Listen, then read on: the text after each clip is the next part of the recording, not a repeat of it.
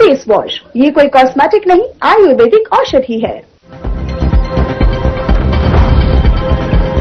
सोनीपत के खरखुदा अनाज मंडी में विकास रैली का आयोजन सीएम नायब सैनी ने किया। सभी को संबोधित कहा, हमारी सरकार योजनाओं पर गति से बढ़ेगा।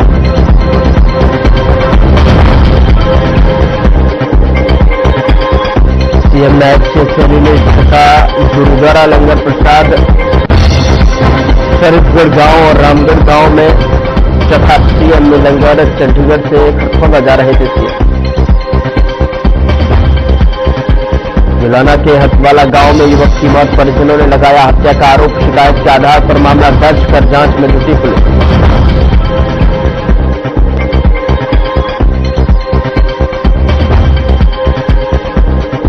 फरीदाबाद के Delhi Mumbai highway service road पर हादसा, चलती कार में अचानक लगी आग, मशक्कत के बाद आग पर पाया काबू।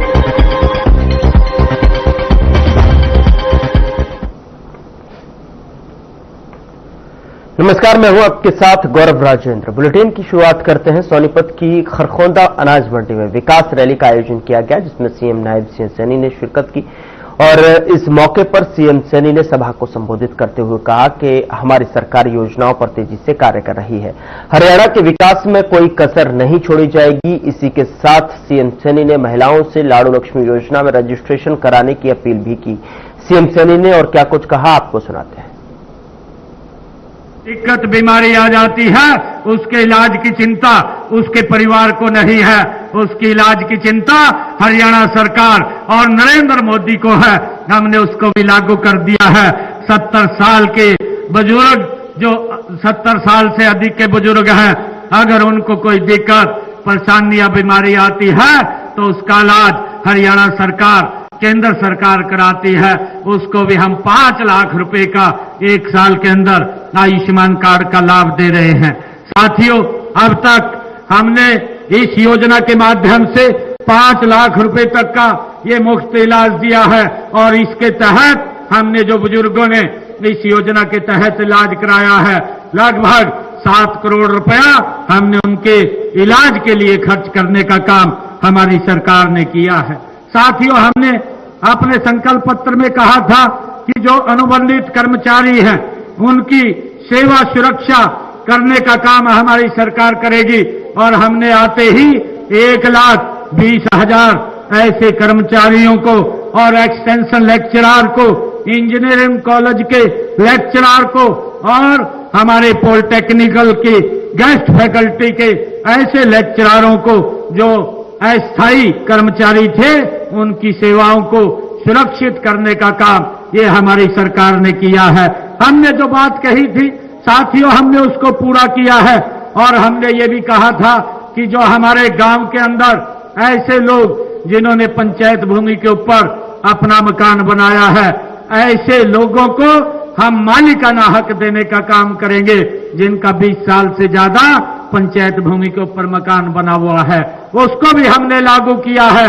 आप डीसी साहब को एप्लीकेशन दे दीजिए जा करके, अगर किसी का पंचायत भूमि के ऊपर मकान बना हुआ है, उसको मालिकाना 2004 का कलेक्टर रेट लेकर के मालिकाना हक देने का काम यह हमारी सरकार कर रही है।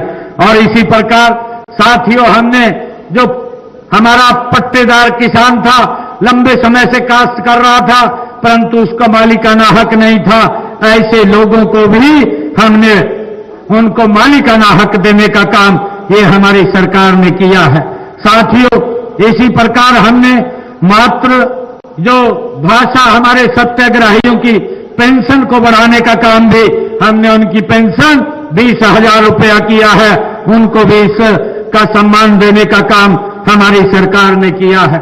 साथियों, मुझे खुशी है कि लगातार हमारी सरकार लोगों के हित में काम कर रही है और जो ग्रामीण क्षेत्र में जो हमारे सरकारी कॉलेजों की जो डिजिटल लाइब्रेरी की दी गई थी, उसको भी हमने अभी अटल जी के जन्मदिन के ऊपर हरियाणा प्रदेश के 250 स्थानों के ऊपर अटल लाइब्रेरी का हमने उद्घाटन किया है और उसके माध्यम से जो गांव और बच्चे हैं, जो पंचायत बची है, वहां पर भी ये डिजिटल लाइब्रेरी देने का काम ये हमारी सरकार करेगी। साथियों, इसी प्रकार हमने अपने संकल्प पत्र में कहा था कि जो पिछड़ा वर्ग के उद्यमियों को मुद्रा योजना के तहत 25 लाख रुपए के ऋण की गारंटी हरियाणा सरकार देगी, उसको भी हमने पूरा किया है। साथियों, यमुनानगर के अंदर हमने कहा था कि 800 मेगावाट का थर्मल पावर प्लांट की आधारशिला वहां रखी गई है, उसके ऊपर भी गति से काम चल रहा है। और इसी कड़ी में हमने अपने संकल्प पत्र में कहा था कि हिसार हवाई अड्डे के लिए वहां से अयोध्या, जयपुर, दिल्ली और चंडीगढ़ के लिए फ्लाइट शुरू होंगी, तो उसको भी हमने वहां पे शुरू किया है। और हरियाणा के हर पुलिस उपमंडल में एक साइबर पुलिस सेल बनाया जाएगा, उसको भी बनाने का काम हमारी सरकार ने किया है। साथियों, इसी प्रकार हमने शहीद सैनिकों के बच्चों को 6ठी और 12वीं कक्षा तक 60,000 रुपए और स्नातक तक 72,000 रुपए और तथा स्नातकोत्तर तक 96,000 रुपए छात्रवृत्ति देने का हमने बात कही थी, हमने उस बात को भी पूरा किया है। साथियों, इसी प्रकार ग्रुप सी के पदों के लिए 13.5 लाख युवाओं की जो सीईटी की परीक्षा हुई, उसकी भी बात कही थी कि हम किसी बच्चे को किसी प्रकार की दिक्कत नहीं आने देंगे। उनको घर से लेकर के हमने परीक्षा केंद्र तक पहुंचाने का काम हमारी सरकार ने किया है, उसको भी हमने पूरा किया है। साथियों, इसी प्रकार हमने कहा था कि हमारे जो हरियाणवी अग्निवीर है, जब वो आएंगे तो उनको सरकारी नौकरी की गारंटी ये हमारी सरकार देगी, उसके लिए भी हमने पूरी। हरियाणा के सीएम नायब सिंह सैनी चंडीगढ़ से खरखोदा जाते समय जो है सादगी और श्रद्धा का परिचय देते नजर आए। सीएम सैनी ने हाईवे पर स्थित शरीफगढ़ गांव और रामगढ़ गांव में रुककर गुरुजी का लंगर प्रसाद ग्रहण किया। इस दौरान सीएम सैनी ने हम श्रद्धालुओं के साथ पंक्ति में बैठकर लंगर छकते हुए सीएम सैनी की इस आत्मीय पहल ने स्थानीय लोगों का उत्साह बढ़ा दिया।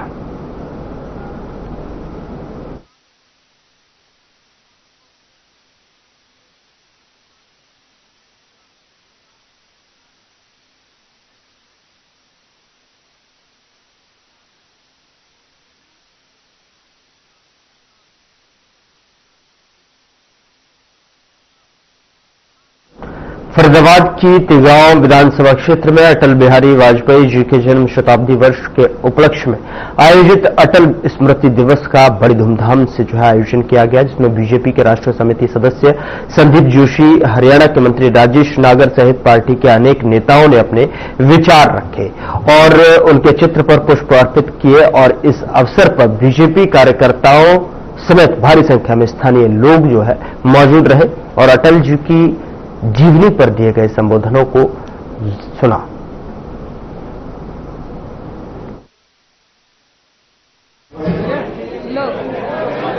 मंत्री जी आज टाइगर में पहुंचे हैं, क्या प्रोग्राम?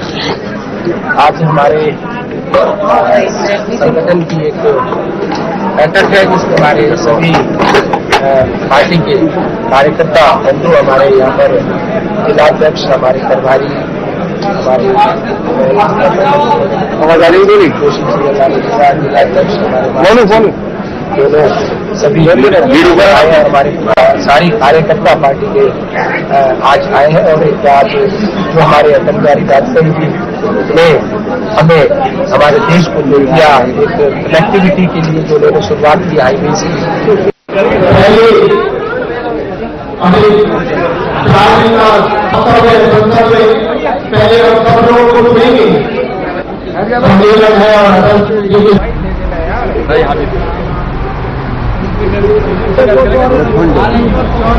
अरे हम दे देंगे तो टेंशन लगा।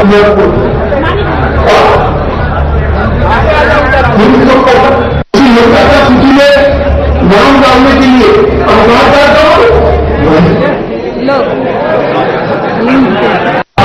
भारतीय जनता पार्टी के संस्थापक एक ऐसी विचारधारा की पार्टी से जोड़ करके उसका ध्यान करने का संकल्प लेती है। ऐसी पार्टी जो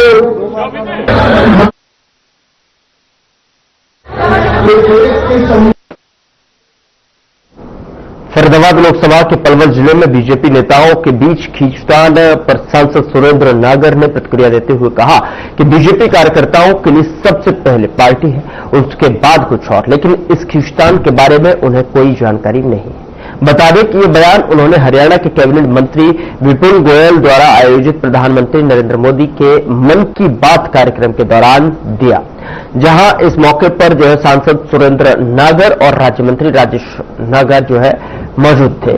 जहां मीडिया से बातचीत में नागर ने बताया कि मन की बात का ये साल का आखिरी एपिसोड था, जिसमें प्रधानमंत्री ने कई महत्वपूर्ण मुद्दों पर बात की, साथ ही फिट इंडिया अभियान पर भी अपने विचार साझा किए।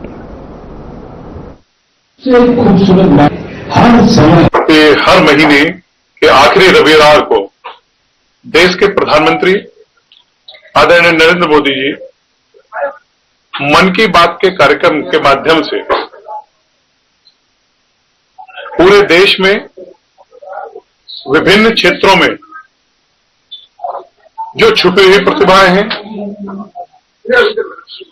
कुछ ऐसी स्टोरीज जिनके बारे में हम नहीं जानते हैं, देश नहीं जानता है, उनके बारे में उन प्रतिभाओं को आगे लाने का काम करते हैं, उन विषयों पर, और अपने मन की जो बात है के माध्यम से वो देश के सामने अपनी बात रखते हैं। ये देश का कई पीढ़ी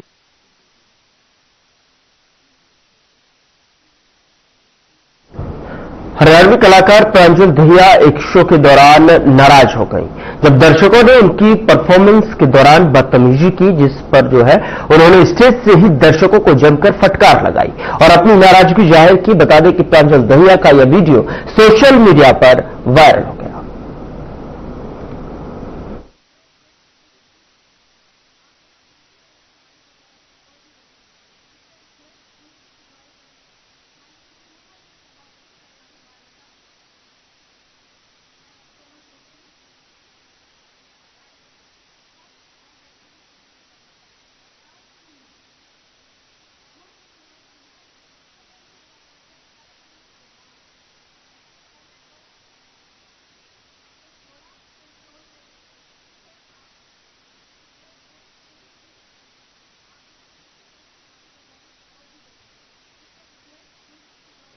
जुलाना हथवाला गांव निवासी 20 वर्षीय युवक की संदिग्ध परिस्थितियों में मौत हो गई। मृतक की बहन ज्योति ने पुलिस को दी शिकायत में अपने भाई की हत्या का आरोप लगाया है, तो वहीं पुलिस ने शिकायत के आधार पर मामला दर्ज कर जांच शुरू कर दी है, जिस पर पुलिस जांच अधिकारी अनिल कुमार के मुताबिक उन्हें सूचना मिली थी कि हथवाला गांव में एक युवक की मौत हुई है। सूचना मिलने के बाद पुलिस ने तुरंत घटनास्थल पर पहुंचकर शव को कब्जे में लिया और पोस्टमार्टम के लिए जींद के सामान्य अस्पताल भेज दिया है और मामले की जांच जारी है। सूचना मिली थी कि विनोद नाम का नौजवान लड़का है जिसकी मौत हो गई है और पिल्लू है कि हथवाड़े गांव का, उसके मकान पर इसकी डेड बॉडी हुई है। मौके पर आया, ग्रामीणों से बातचीत की है, डेड बॉडी को भी 3 रखवाया जा रहा है पोस्टमार्टम के लिए। परिवार वालों ने कहा भी सुबह हम अपना जान निकालेंगे।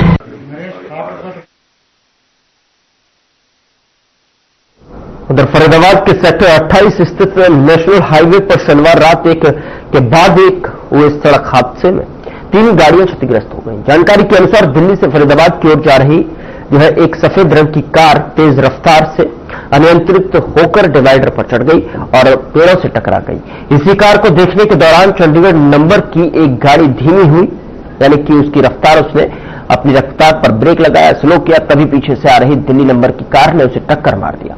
गनीमत रही कि इन हादसों में किसी को गंभीर चोटें नहीं आई है। हादसे की सूचना मिलने के बाद में पुलिस मौके पर पहुंची और पूरे मामले की जांच में जुटी।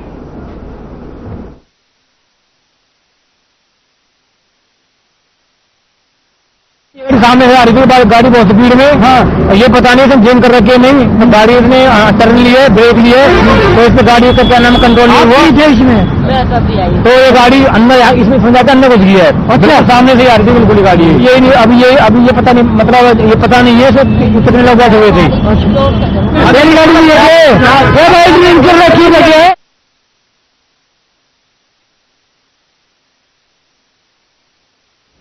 यहां रुक रहे एक छोटे से ब्रेक के लिए। ब्रेक के उस पार खबरों का सिलसिला लगातार जारी है।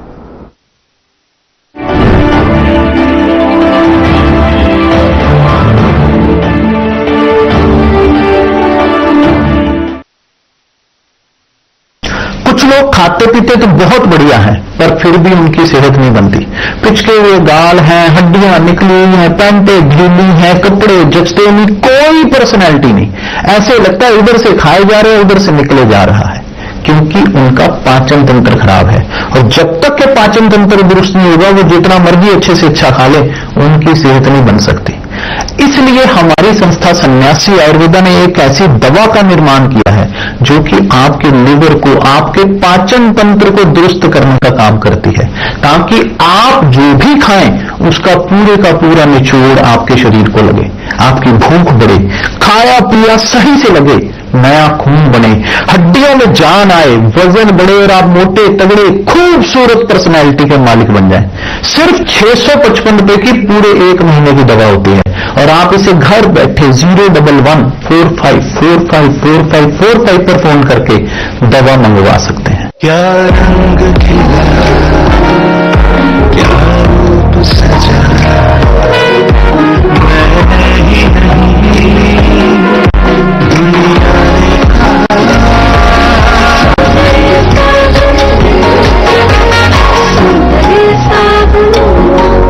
मौसम बारिश आंधी और तूफान की चिंता भूल जाओ, फसल बीमा कराओ, सुरक्षा कवच पाओ, प्राकृतिक आपदा हो या कोई दुर्घटना, उसकी चिंता से भी मुक्ति पाओ। पीएम फसल बीमा योजना से करीब 2 लाख करोड़ रुपए क्लेम के रूप में किसानों को मिले हैं। मेरा नाम सुनील है, हरियाणा डिस्ट्रिक्ट से बिलोंग करता हूँ। मेरे पास 12 एकड़ जमीन है। अब की बार मैं टोटल नुकसान मानता हूँ मौसम परिवर्तन का, यानी कीटों के कारण लगभग 50% नुकसान हुआ है। ये फसल बीमा स्कीम बहुत ही बढ़िया स्कीम है। पिछली बार किसानों की 100% कोटन खत्म हो गई थी, तो कंपनी ने बीमा दिया है, किसानों को कुछ न कुछ भरपाई हो गई। मैं तो चाहता हूँ हर किसान को बीमा करवाना चाहिए। रबी फसल बीमा के लिए शीघ्र पंजीकरण कराएं। बैंक शाखा, बीमा कंपनी, कृषि ऋण समिति, जन सेवा केंद्र से संपर्क करें। फसल बीमा से संबंधित जानकारी के लिए हेल्पलाइन नंबर 14447 पर कॉल करें। बीमा कराओ, सुरक्षा कवच पाओ। नमस्कार दोस्तों, क्या बीजेपी में अब पीढ़ी बदल रही है? क्या संगठन के अंदर एक नया नेतृत्व धीरे धीरे तैयार किया जा रहा है? बिहार से आने वाले एक फैसले से बीजेपी की राजनीति में एक बड़ा संकेत मिल गया है। नितिन नवीन को बीजेपी का नया कार्यकारी राष्ट्रीय अध्यक्ष नियुक्त किया गया है, लेकिन यह सिर्फ एक नियुक्ति नहीं है, यह एक मैसेज है। नितिन नवीन को कार्यकारी अध्यक्ष बनाना बीजेपी का साधारण संगठनात्मक फैसला नहीं है। यह फैसला ऐसे वक्त आया है जब बीजेपी लगातार तीसरी बार सत्ता में है और अब पार्टी सिर्फ चुनाव नहीं, भविष्य की राजनीति की तैयारी कर रही है। भविष्य का मतलब नेतृत्व का उत्तराधिकार, संगठन की मजबूती और नई पीढ़ी को आगे लाना। बीजेपी हमेशा खुद को कैडर बेस्ड पार्टी बताती रही है, यानी यहां सिर्फ चेहरा नहीं, संगठन के लिए काम करने वाले लोग भी ऊपर आते हैं। नितिन नवीन की राजनीति शांत रही है, विवादों से दूर रही है और संगठन से जुड़ी रही है।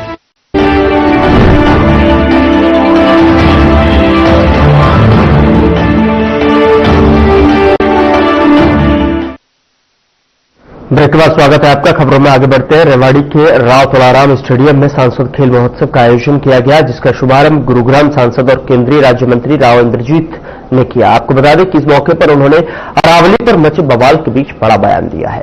राव इंद्रजीत ने कहा कि पूरी अरावली में 0.9% माइनिंग को लेकर जो बवाल मचाया जा रहा है उसका कोई मतलब नहीं है। उन्होंने चिंता जाहिर करते हुए कहा कि कहीं नई डेफिनेशन से दिल्ली एनसीआर में अरावली की जमीन का एक्सप्लोटेशन का जो है न कर दिया जाए। उसको लेकर उन्होंने कहा कि हमारी सरकार लगातार अरावली संरक्षण पर काम कर रही है।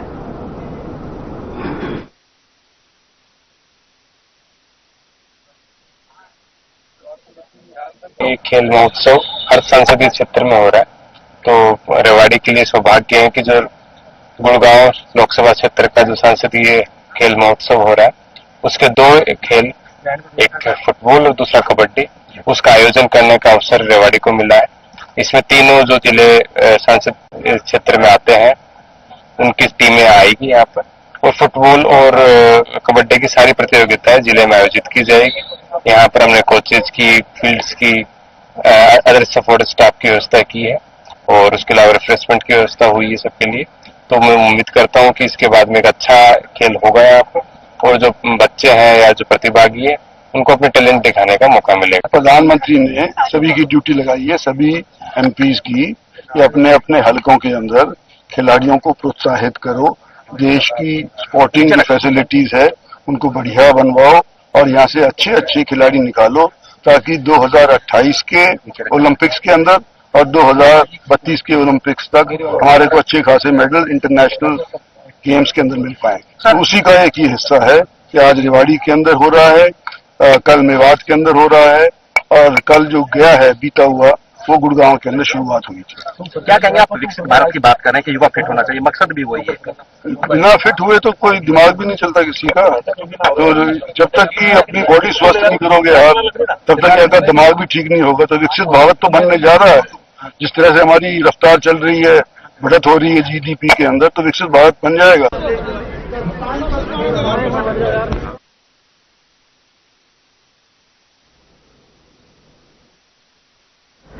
अरावली पर्वतमाला को लेकर देश भर में चल रही बहस के बीच में हरियाणा के महेंद्रगढ़ जिले में भी इस मुद्दे ने तूल पकड़ लिया है। जिले में करीब 17,700 हेक्टेयर क्षेत्र अरावली के अंतर्गत आता है, जबकि सरकार द्वारा लगभग 210 हेक्टेयर क्षेत्र में खनन लीज प्रस्तावित और संचालित है।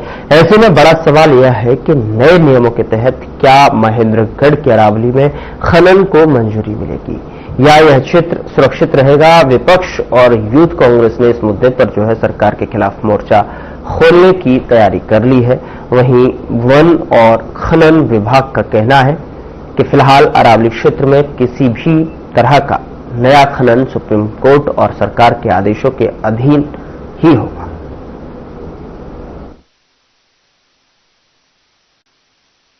जिला महेंद्रगढ़ में अभी प्रेजेंट में 8 माइंस हैं जो ऑपरेशनल माइंस हैं और उनका अप्रोक्सीमेट 210 हेक्टेयर जमीन उनको अलॉट की हुई है। बात करें इन माइंस से कितना राजस्व हरियाणा गवर्नमेंट को मिल जाता है तकरीबन? औसतन 250 करोड़ पर ईयर का जो रेवेन्यू है इन माइंस से कलेक्ट होता है। अभी तक लगभग 170 करोड़ हमने रिकवर कर लिया है, बाकी आने वाले टाइम में रिकवरी होगी। सोमवार को हम लोग ज्ञापन डीसी साहब को देंगे, जिसमें ज्ञापन जो हमारा मुद्दा है विषय ये रहेगा अरावली का। अभी जो सुप्रीम कोर्ट का अपनी ध्यान आया है कि भाई अरावली क्षेत्र में 100 मीटर वाला जो माइनिंग का मुद्दा है, उस मुद्दे के ऊपर हम ज्ञापन देंगे कि यह मुद्दा बिल्कुल गलत मुद्दा है। और देखो हम तो आपको पता ही है पूरे अरावली से घिरे हुए हैं, पूरा महेंद्रगढ़ जिला हमारा नाम चौधरी विधानसभा क्षेत्र है जो, और जो हम ये लड़ाई लड़ेंगे ये गैर राजनीतिक लड़ाई है, जिसमें महेंद्रगढ़ जिले में जो हमारे पास उपलब्ध रिकॉर्ड है उसके अनुसार लगभग 17,700 हेक्टेयर अरावली क्षेत्र है, जिसमें से करीब 11,600 हेक्टेयर में पीछे अरावली में उसके हमारे प्रोजेक्ट के तहत वर्ष 1990 से लेकर 2000 तक प्लांटेशन हुई थी और उसमें माननीय सुप्रीम कोर्ट के कारण वो उनको बाकी चीजों के लिए उसको वन विभाग के धाराएं उसमें लागू हो जाती है। देखिए अरावली क्षेत्र में या कहीं पर भी यदि वन क्षेत्र में कोई भी माइनिंग की सूचना हमारे पास प्राप्त होती है तो हमारा जो फील्ड का अमला है, फॉरेस्ट गार्ड, हमारा ब्लॉक ऑफिसर और रेंज अफसर उस पर जाके कार्रवाई करते हैं। जो भी अपराधी हैं